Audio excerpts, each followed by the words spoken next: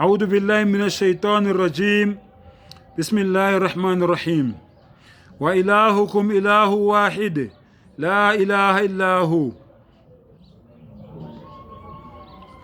الرحمن الرحيم. Ngicela uAllah ngivikele kusathane ongathandwa egameni lika Allah onomusa onesihawu. uNkulunkulu wakho munye, akekho namunye onelungelo lokukhonzwa ngaphandle kwakhe.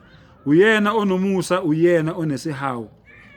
Bantu bakithi, umlayezo esiwulethayo munye, ayimningi. Ungabi nabanye onkulunkulu ngaphandle kwami. La ilaha illallah Muhammadur Rasulullah. Uvume nokuthi uMuhammad sallallahu alaihi wasallam isithunywa sikamveli nqangi asithumela emhlabeni sokugcina. Nanku nje umlayezo esiwulethayo. Sithi abantu abazi iqiniso njengoba linjalo. Yini iMuslim? iMuslim umuntu ozehlisayo, umuntu ozithobayo, umuntu ozinikelayo, umuntu ovumayo ukuthi yonke into uthi umdali ngingayenzi ngeke ngiyenze noma ngabe yenza umqondo kimi. Yonke into umdali athi ngiyenze ngizoyenza even if mina ayinginiki imqondo. Lowo muntu loyo ubizwa ngeMuslim. Umdali wasidala sonke wasiletha emhlabeni esilethela isizathu esisodwa ukuthi simkhonze yena yedwa. Ngakho ke umdali lomhlaba lo angeke awubhubhise as long as kusenomuntu oyedwa omkhonzayo. Uyakuthembisa lokho umdali. Ngakho ke uma uyiMuslim kufanele ngaso sonke isikhathi uhlale uyiqhenya ukuthi mina njengoba umhlaba ungabhubhi ingoba mina ngisekhona. Lento ifana nomuntu onebusiness. Uma ngabe unebusiness kunama customer uvala store. Kodwa mangabe ama customer eseqala encipha ubona ukuthi akusangeni umuntu nesikhathi sesihambile uyavala store. So thina umhlaba lo ufana nani nesupermarket. And then thina sifana nani? Sifana nestokwe. Sifana nestokwe thina noma sifana nama customer.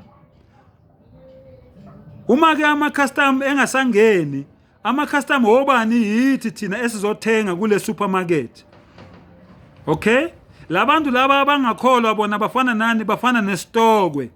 Thina sifana nama customer azothenga.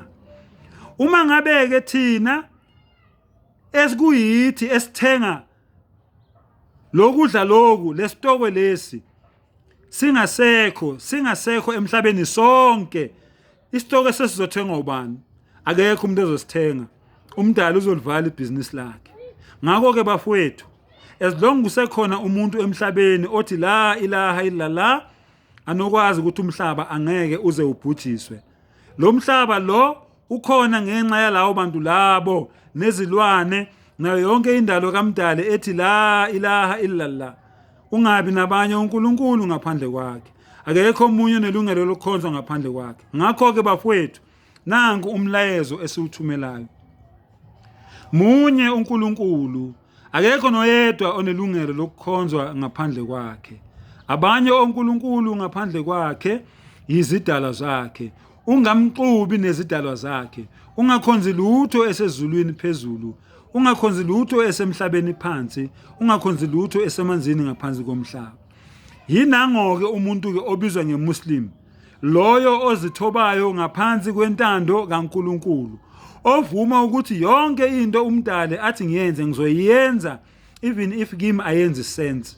Yonke into umdali nomprofeti wakhe unjingalwazi uMuhammad sallallahu alaihi wasallam athi ngingayenzi angeke ngiyenze even if mina kimi yenzi sense, even if mina inginikeza umqondo.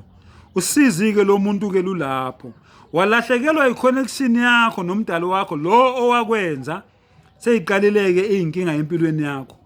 Uma ngempela ufuna ukwazi ukuthi kwenzakalani ngomuntu ongafuni ukulalela, ongafuni ukukhonza umdali, ngicela uvule iBhayibheli encwadini kaLuka 16 uqale kuverse 19 wehlwe nayo.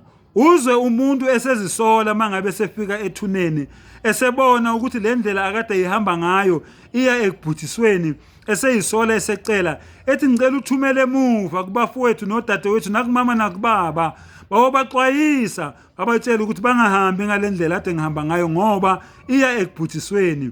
Lalela impendulo. Uma behlule abantu abanabo emhlabeni bebatshela bebaxwayisa, noma kungavuka umuntu ofile angeke baze bakholwa. Kufanele balalele laba abanabo emhlabeni. Yilo ke bafowethu umlayezo esiwulethile. Akekho noyedwa onelungelo lokukhonzwa ngaphandle kukaMdala weinsuku.